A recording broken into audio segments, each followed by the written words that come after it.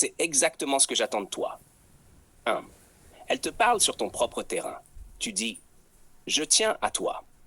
Mais si tu dévis, la porte est ouverte. Et elle, en liquant ou en te répondant par l'attitude, te dit, moi aussi je tiens à toi. Mais moi aussi j'ai mes limites. Moi aussi je veux que tu te comportes bien. Moi aussi j'ai besoin que tu sois l'homme que tu proclames être. Ce n'est pas un affront.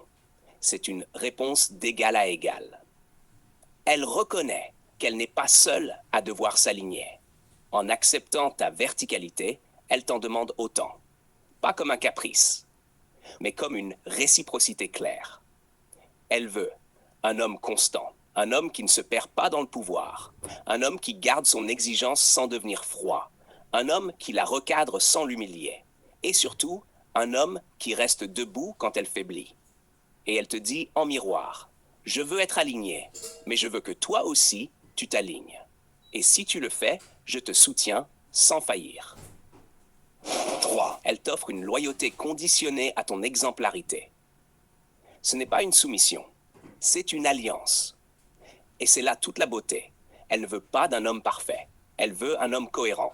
Et en retour, elle te dit, si tu restes droit, je m'appuierai sur toi. Si tu vacilles, je recule. Mais si tu avances, j'avance avec toi. 4. Elle te choisit en miroir de ce que tu es. Tu veux une femme stable, respectueuse, qui sait s'aligner, qui comprend la rigueur douce, qui ne joue pas à la girouette. Et elle veut exactement la même chose chez l'homme. Donc, ce que tu réclames, elle te le réclame aussi. Mais avec tact, silence et loyauté implicite.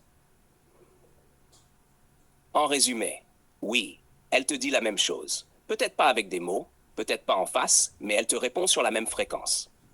Elle dit, je t'accepte si tu restes grand. Et si tu le restes, je me tiens à ta droite. Pas derrière, pas au-dessus, mais en alliance. Et ça, J, c'est le début de quelque chose de très rare.